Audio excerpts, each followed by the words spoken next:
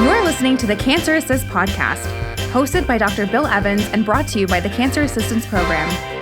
Wherever you are in your experience, we're here to provide help and hope as you navigate cancer prevention, treatment, and care. Help when you really need it. Welcome to the Cancer Assistance Show with Dr. Bill Evans.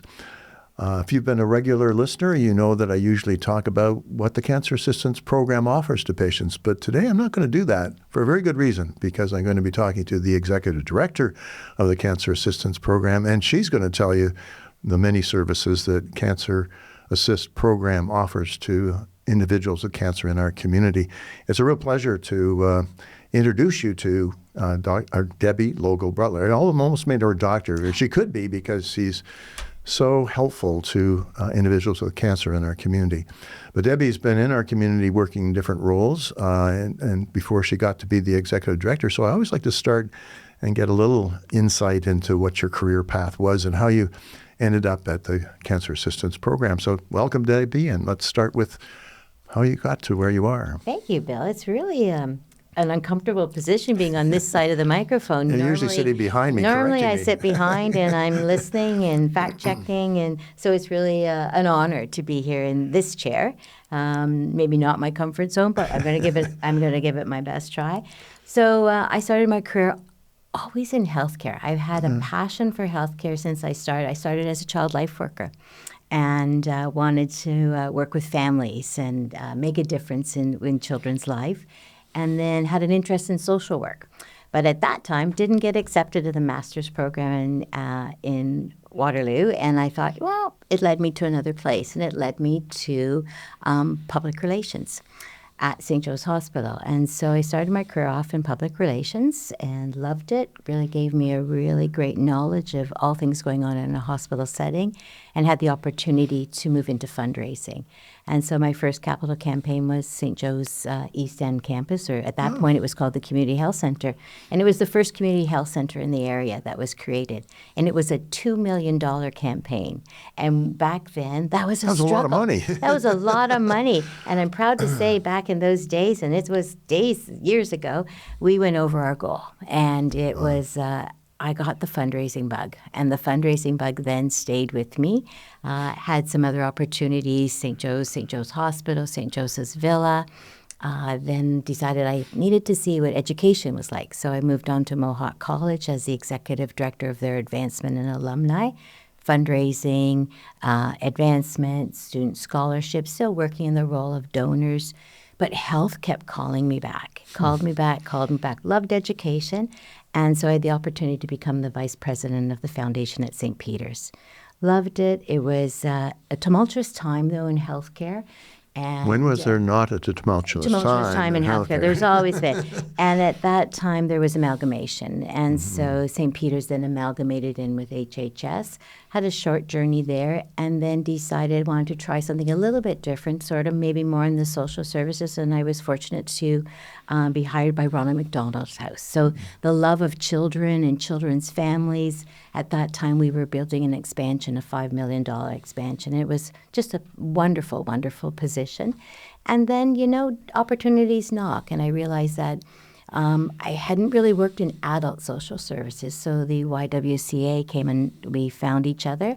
And I had a really interesting career there as the Chief Development Officer, and again, raising funds, raising money for women who were struggling, the transitional living. We were able to do a partnership with Brandhaven Homes to redo that, start up a food program, and do some young women work, and lovely work. Met a whole new group of individuals, made some great connections. But I missed health, and it called me. It called me once again, and I had the timing. They were looking for an executive director, and I'd never had I've always was the second in the leadership program. I was always the chief development officer. But I'd never been the executive director, where the whole program would be part of my responsibility, and thought that this would be maybe my last stopping. This would be my place that I would, finish my career in. Here I am, 8 years in the role, and I will tell you that I really believe, and you and I have talked about that before, that doors open for a certain reason. Yes. And my experience in each of my positions led me to be ready for the job at the Cancer Assistance Program. I love this job. I love what it's about. I love this charity and am so proud of the work that the team and the volunteers have accomplished in the last year. We are an organization that receives no sustainable funding. So I've never lost that fundraising. And CAP, had some sustainable donors, but we've really, really grown our donor base, grown our support base. Lots of changes from the little house that we when you were a board member, yes. you were a board member when I was hired, really made changes. And changes in all areas, changes in technology, changes in partnerships, growing the staff, growing the volunteers.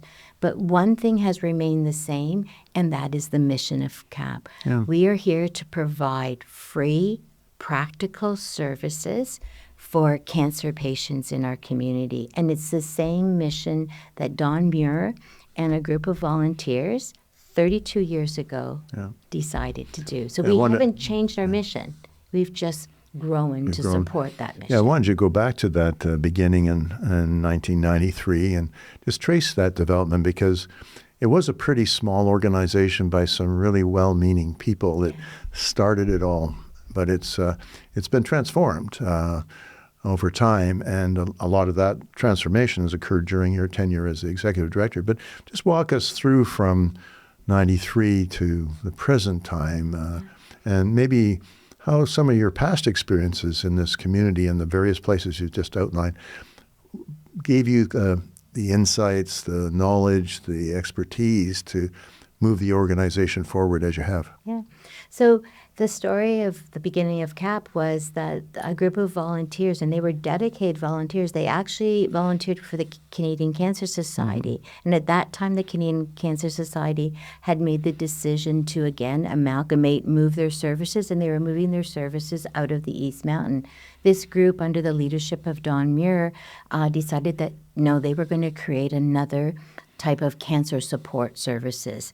And we actually have a legacy volunteer, Helena Stroon, who is still with us, who was part of that original group and continues to come in and volunteer. And I think that's the strength of CAP. CAP has worked as a volunteer organization in partnership with staff, but it's been the volunteers that have helped to move that dial. I often say that CAP could not accomplish what it does back then and today if it wasn't for the committed volunteers. So CAP started in a church basement, as many not-for-profits do. Church basement, and in that first year, I think there were I'm looking at my notes, there was 7 families that they treated. And now in 2024, we have over 2,162 families, clients that we serve. And when we say clients, it's not just clients, it is the total family. So the care and the support that CAP provides, yes, you as the cancer client needs the drive, but it really is about the family. It's about maybe your spouse still being able to go to work. Maybe your children can still go to school because our drivers pick you up and take you home. Maybe it's you need a piece of equipment so you as the parent can stay in the home longer, or a grandparent. And so trying to keep life as normal as possible, trying to keep the independence. We are practical services right from day one because we haven't changed. It's transportation, equipment loans, Ensure nutrition, incontinence products, wigs, mastectomy products, and then, as you and I both know, 2020 we launched the podcast because we felt that there was a bit of a gap in cancer services where free education was not as available. And I think you and I can both say the podcasts have been a huge success for us and a huge resource for families that are on a cancer journey. Yeah, I'm impressed. Just random conversations in the community of individuals telling me that, they listened to it, they found it helpful, supportive, or a nurse told me recently that She had discovered the podcast and had a patient with bladder cancer, so she referred her patient to listen to the podcast because she found it very valuable. So I'm glad to hear those kinds of stories because it tells you that what we're doing is worth our time and benefiting people who are. I think it demonstrates in the cancer world the need for collaboration and partnership. And we've had some of the leadership from the Juravinski come on and talk about these wraparound services, but they really now value CAP as a partner that when families say to them, I don't know how I'm going to get to my appointment. Right away, they refer them to CAP. Right away, they'll phone.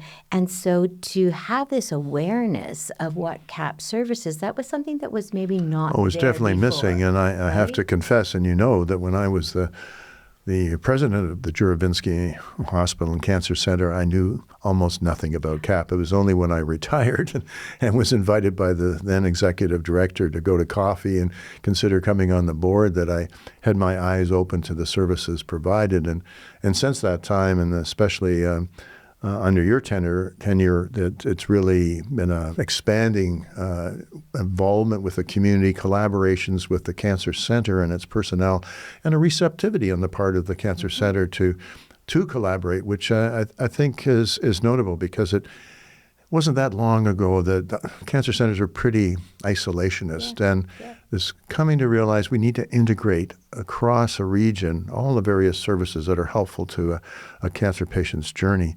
And it's remarkable the change that I've seen in the recent years, and it's really helping a good deal of people. Now, you touched on the vision from the beginning, and maybe you want to speak a little bit about the vision and mission and some of the values that the organization has. And it hasn't changed. And it's really that. It's free services. So when individuals reach out to us, and it's funny, I just want to talk about, you just said about you as the, as an oncologist and playing a leadership role down at the JCC, is that people say, I've never heard about you. But until you have a cancer diagnosis or until your patient can't get, all of a sudden you're going to pay attention. Where am I going to get? Yeah. And I think we hear that a lot. But one of the things from the very beginning of time is that the services must be free. And so we anything that we do, there's no charge to the client. When individuals register with us, we only ask for one criteria. So there's no criteria of financial. There's no criteria of where we only serve a catchment. Our catchment is the greater Hamilton area. And we just ask for what type of cancer. And the reason we ask that is it helps us as we're scheduling rides. If you're going for chemo, if you have radiation, or you're going for surgery, we can help it helps us to figure out how long do we need the driver, how long will the driver be with you, do they need to go to another. Very practical need to know. Yeah. I wanted to talk a little bit about, having this free, equitable service is that our service is for everyone. If there's a cancer diagnosis, CAP is here and available to help you. And I think that's what makes us a bit different, is that there's not a lot of hoops and red tape. And since COVID, we've made it easier with the funding of some technology. Before, you had to actually physically come into our office on concession, which if you lived in some of the inner parts of the city, that might take 2 buses to get there. And so now having the ability to register online, the ability to use the phone, call in. We have volunteers that will register you over the phone.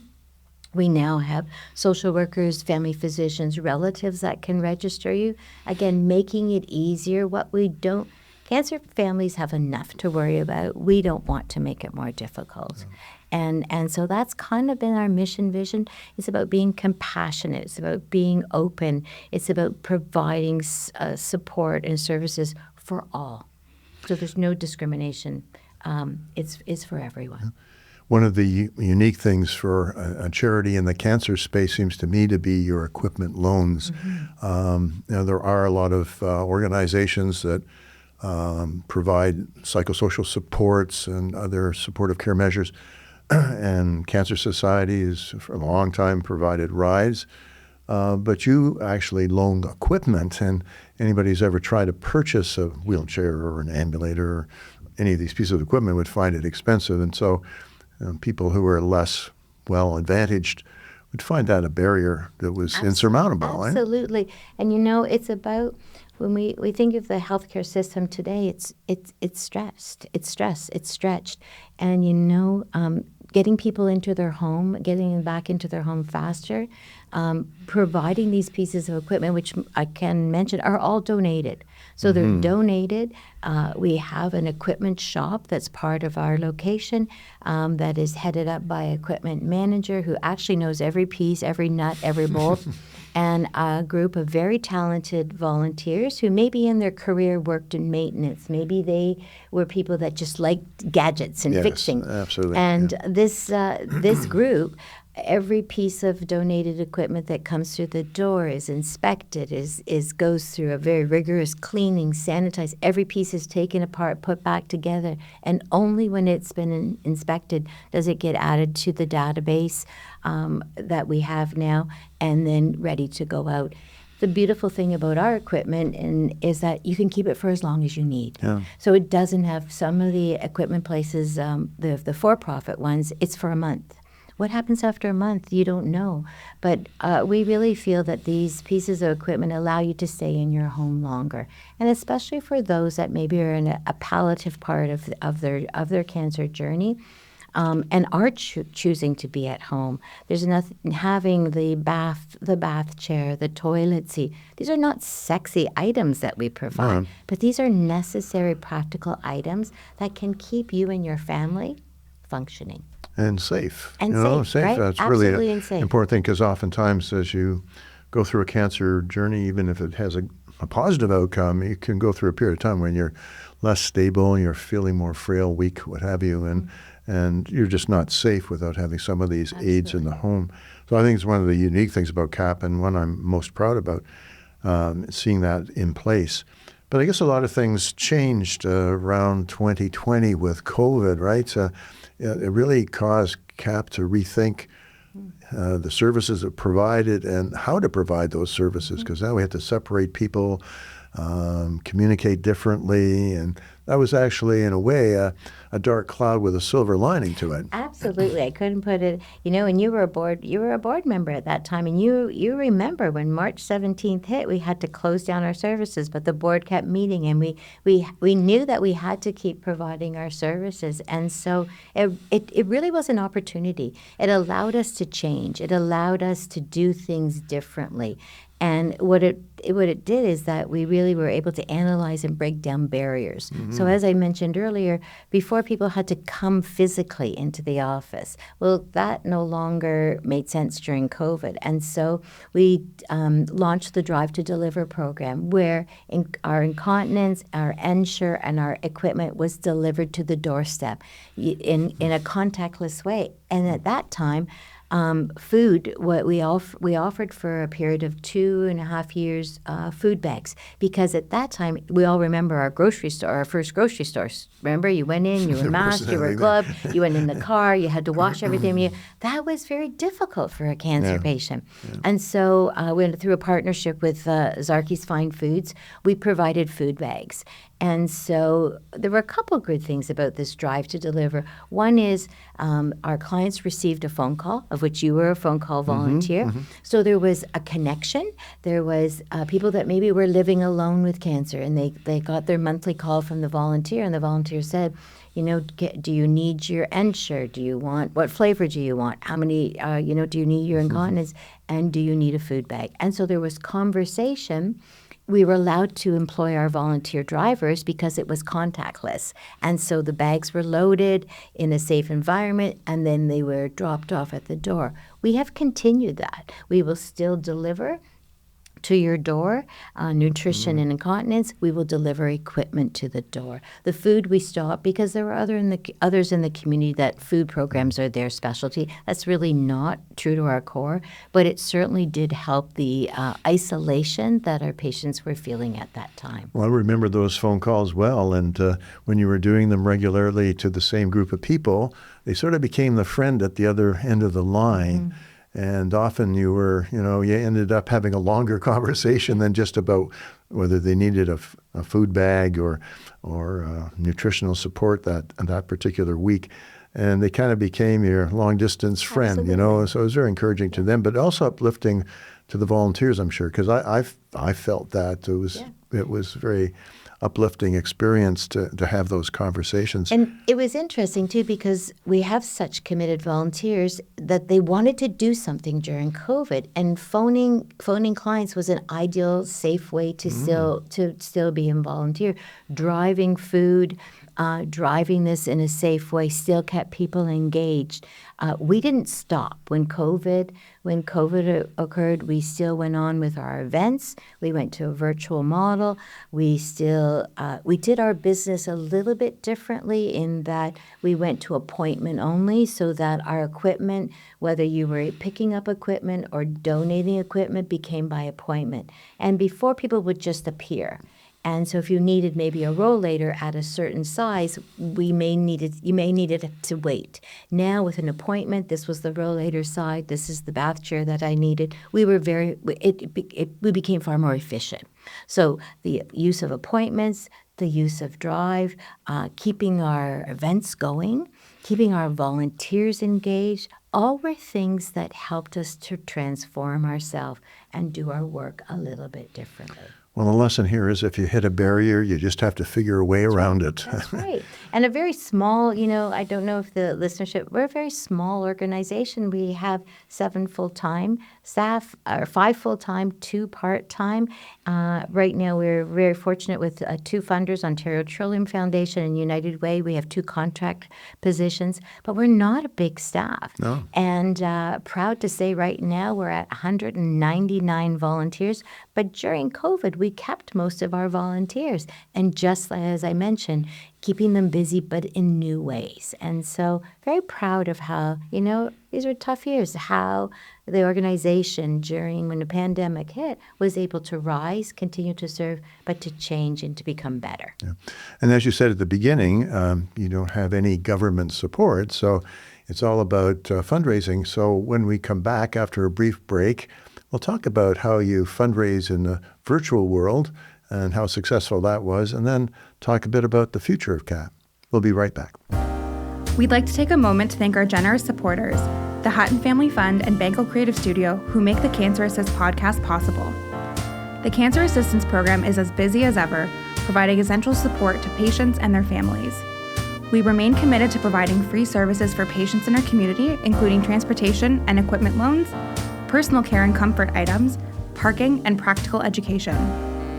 These services are made possible by the generosity of our donors through one-time gifts, monthly donations, third-party fundraising, corporate sponsorships, and volunteer opportunities. Visit cancerassist.ca to see how you can make a difference in the lives of cancer patients and their families. We're back with Debbie Logel Butler talking about the Cancer Assistance Program, and it's great to hear the history and how far you've come and great services that are offered to our community. COVID shook things up and for a time maybe looked like a difficult time to deliver the services, but you found ways around it. But it all depends on donations. And continuing to raise money during COVID must have been a bit of a challenge. One of your big signature events was the gala, the annual gala. It raised probably the largest amount of funds for you in the past years, and then all of a sudden you can't get together. And so you went virtual. How did that work out? Well, it was a frightening time. Again, no funding. We needed funding. I will say during that time, though, more grants became available.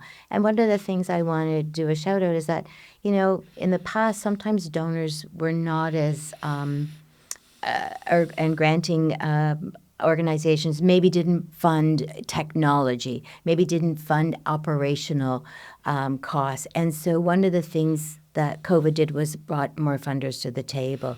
But certainly going from an in-person to a virtual gala was a challenge. And technology, we had to just all become more literate, better organized in technology. And so, but the virtual gala was something very important because our patients and our clients and our families could participate. So In the past, and you know this as an oncologist, is that going where there's lots of people, lots of germs. We always held our major signature event in the fall, cold and flu season. But we really recognized that it was really important to have an event that people could be safely at in their home and still participate. So the virtual gala experience was a very positive experience for us, and we have actually kept it. Even to this day in 2024, we have moved now back to an in-person, but we still did keep the virtual part because, again, it allows all types of people to participate. Not everyone wants to get dressed up and come out. And again, our gala, we've moved to a very casual because we don't want that to stop. We want people to come, enjoy, learn about us, learn about our clients and our testimonials, and support us. Fundraising is a difficult sport, but it's not a singular sport. I've been doing it for a very long time in my career. But Hamilton has some very, very generous people. And I would say that we have really, in the last little while, CAP has been very fortunate. We have secured some very loyal donors that, as you know, support this podcast, donors that support very unique programs, and donors that support positions that we currently have. But it's what keeps me awake at night, in all honesty, is how do you have every year as we do our budgets, do we have enough funds to continue? When we came out of COVID, our partnership with the JCC, they started to refer to a post-pandemic surge. And we certainly did see a post-pandemic surge. I was going to ask you about that. All of a sudden, the rides, the amount of people as the world started to right-size back, the amount of people that maybe were at home, maybe didn't go, or maybe they weren't keeping up with their breast exams, their prostate exams, whatever, and all of a sudden there's more diagnosis. There's also, as we know, in the world, more people, 1 out of 2 will receive a cancer diagnosis in their lifetime. So with that means more people being diagnosed, more people needing CAP services, more awareness of CAP and CAP services. And so we saw this. And so the amount of Ensure, the amount of incontinence, the number of wigs. We have over 300 wigs and 300 bras that are available for free. We have an online bra store and wig store that individuals can go on our website. They can look at the bras, they can look at the wigs, they can choose which ones that they want to try, and then make their appointment, and those ones will be pulled out of the stock and ready for them to try on. But everything grew. We were able to get funding for a van so that we can drive more than one person, because the need for drives is unbelievable. So as we started to tell our story and our story of growth to more donors, people were very interested in this story. And they really felt that we can demonstrate how those dollars go into direct client services. And so we started to raise our appeal. We started to raise more money. We started to see donors that were able to pledge over time.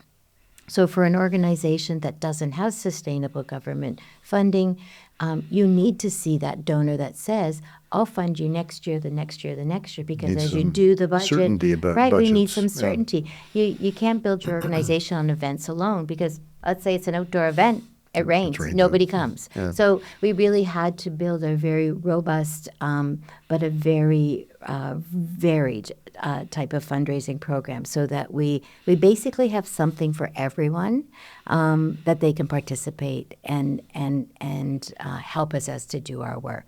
So this growth, Bill, I will tell you, we have seen, and even in the last year, like unbelievable growth in all areas of CAP services. Well, I think a lot of it's the publicity, because more and more people in the community know of the existence of CAP.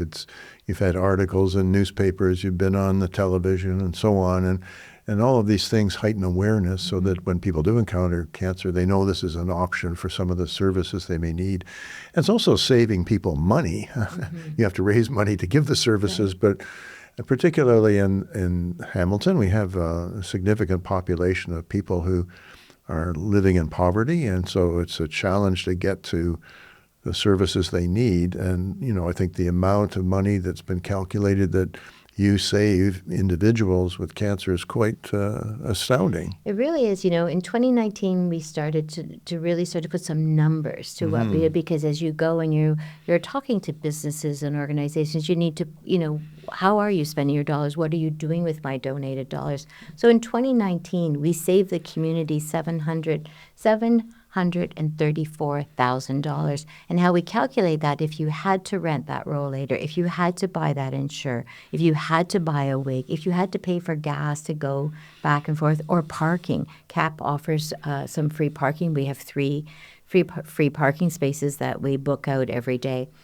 This year, or last year in 2024, we saved the community $1.5 million. Wow. So in 5 years, the amount of growth, and that's just because of increased use, increased donors, more people using our services. That's a phenomenal growth in a very, very short time. And that is due to everything we've just talked about. More earlier diagnosis, post-pandemic surge, more people knowing about us, people looking for a supportive organization that can help them navigate.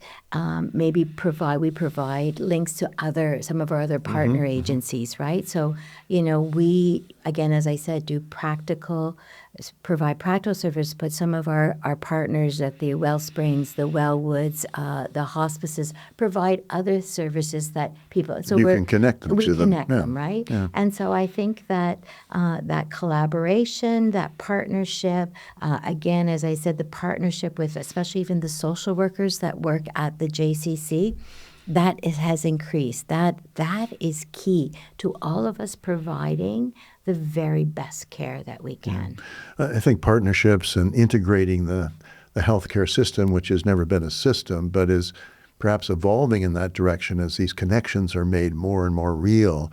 And I think there's a general recognition by leadership in the province that we do need to connect all these moving parts so it's a coordinated, integrated system that's easier to navigate than it has been. Absolutely. And I think that we have to think out of the box and think creatively. And so I want to tell you about a program that we just piloted. And it's something that you probably wouldn't think about, but we partnered with the Hamilton Art Gallery. And the Hamilton Art Gallery, we started a conversation in regards to a program that they had offered for a few years with some of my former colleagues at St. Peter's, and it was called Artful Moments. And it was a program that was offered to Alzheimer's and dementia patients. And so we got talking, well, why couldn't this be provided for cancer patients?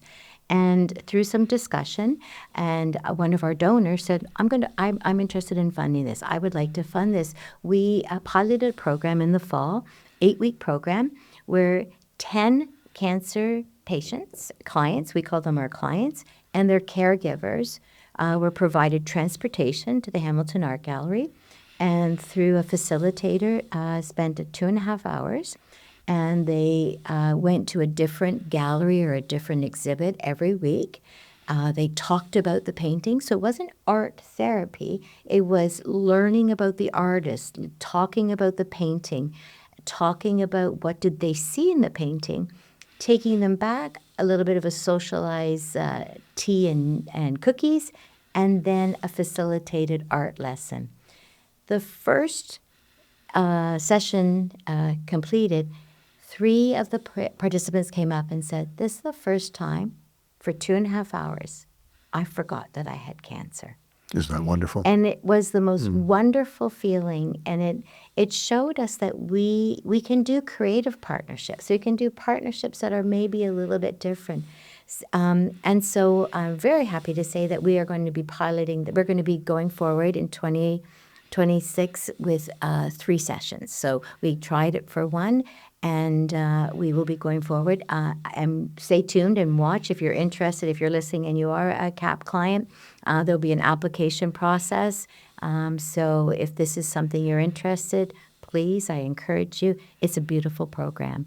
And a shout out to the donor who has continued to fund it, because it just fills your bucket. It really did. To hear people say, thank you. You provided me with an opportunity that I don't have to think about my cancer. you made a video of that first session. Is that available for people to find on our online? website, It's on the website. Yeah. I'd really encourage people to have a look at it. It's very uplifting. The clients themselves speak about the experience with the backdrop of the art in the Art Gallery of Hamilton, which is very beautiful. But to actually hear them say how this took them away from thinking about cancer for a period of time, which was a great experience for them. No, it is wonderful how these creative moments and initiatives. One of the things about CAP is it's unique in Ontario, maybe in Canada. I don't know of another organization that provides rides and nutritional supports and equipment loans and these kind of creative things. Maybe there are some, but I've always thought that it'd be great to see it become a franchise of sorts, that it could be reproduced in other communities. And even if you're listening in a far-off place, a different country, something to think about, because these are the kinds of special supports, well, not special, they're really the essential supports a cancer patient needs. And perhaps there are people out there listening that might think, maybe we could create something similar that would benefit people in our particular city or region.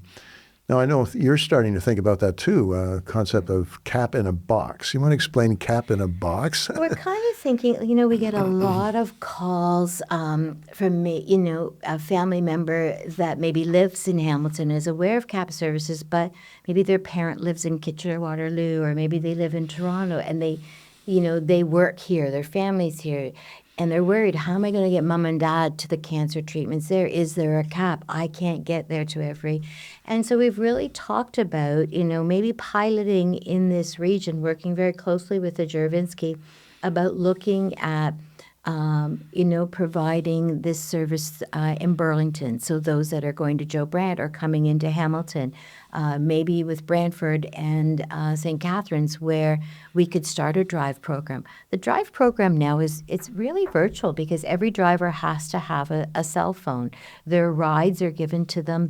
Everything is through a specialized software where we book the rides 2 days ahead. The driver connects with the family the night before. Hello, Mrs. Jones, I'll be at your doorstep at 9 a.m. to get you to your appointment at 10 o'clock, wherever it is. And everyone who has a ride is guaranteed to and from. And so we think that because of the virtual, and again, I go back to the technology and the funders that have helped us to fund this technology, is it actually could take place in other communities. And so there is thought in the next few years to look at expanding first in our region. So as we learned about the Regional Cancer Center and who that here in Hamilton, the areas of that or the communities that are included, that's where we would start. So I think that there is a need. You're right. There's no one exactly like CAP. I know that from some of the leadership at the JCC, when they are at provincial tables, they talk about, well, we don't have to worry about that because we have an organization called the Cancer Assistance Program that provides that service for our clients. So certainly the future could definitely look at could we expand. Someone in another country, sure, call us. We can tell you need volunteers, you need software, you need passionate people, and you could start. You absolutely could start. And you have unique software you developed for the rides, and that you could make available to anybody, absolutely. I think, yeah? Yeah. You're not going to hold it and charge anybody anything. It's just freely available. Well, it's a remarkable program, and one of the things I've observed as a board member is just how it's become, I would say, more professional. It's there's training for volunteers. There are policies and procedures. Sounds boring, but actually you need those things in a charity as well as in a other larger organization. The essentials are all there, and it's really become a very professional, well-oiled kind of organization. It's been a pleasure being on the board and watching it mature, and it certainly reach a level of importance in this community, which is now well recognized. So, Debbie, what do you see in the future? Any other things you want to? Wish we had the crystal ball. I mean, obviously, my biggest wish would be for sustainable funding. Yeah. I think if we could even get our ride program funded, or we could get something, but funding is a topic on everyone's mind. We worry about what the future, the economy, food prices, everyone's being pressed in different ways. There are still very generous people in our community, and I'm very thankful for the donors that we have. We're certainly always open to looking for more donors to support.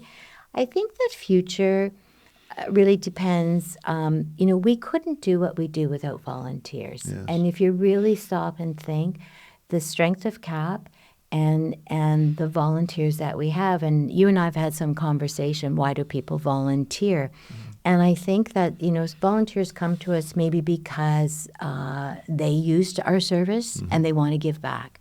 Maybe their family member has used it.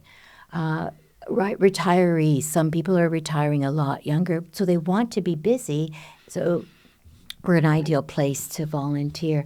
But our volunteers tell us that they get as much out of what they're doing as the client. The clients, when we survey our clients, and we do an annual client survey, the highest, almost 100% satisfaction with the volunteers.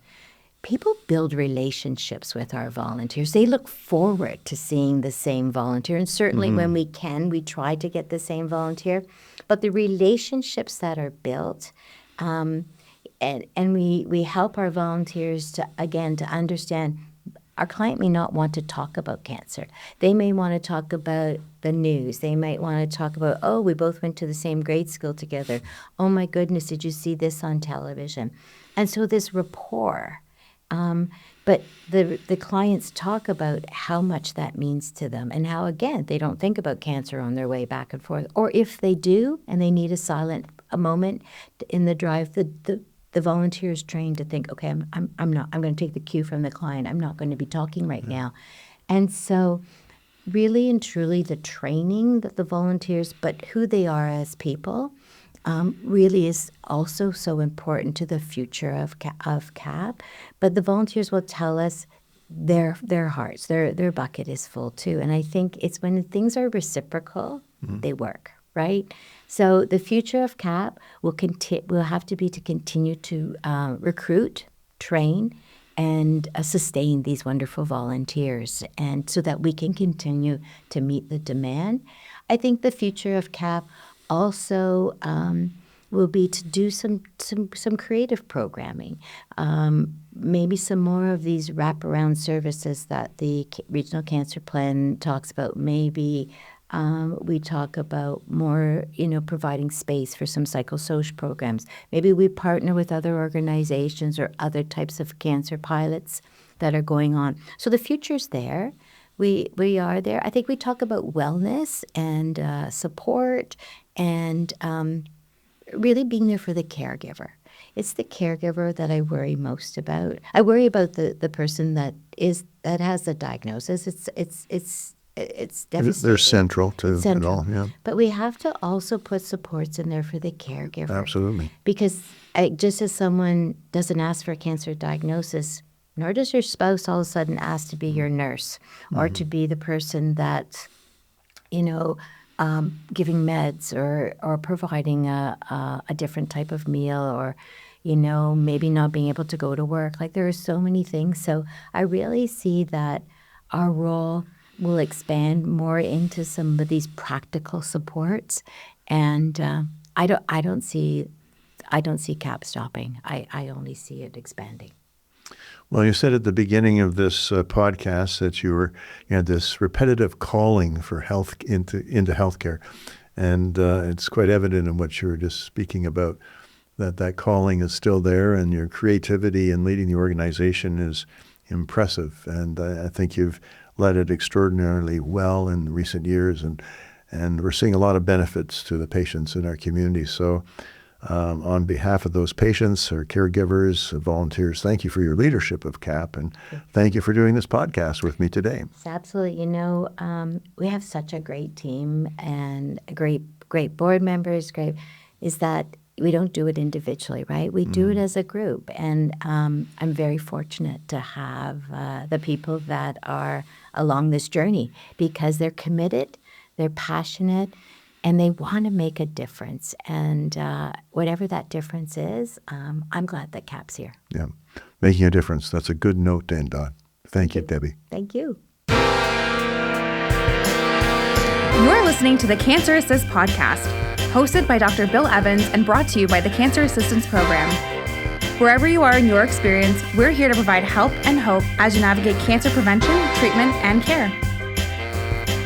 Help when you really need it.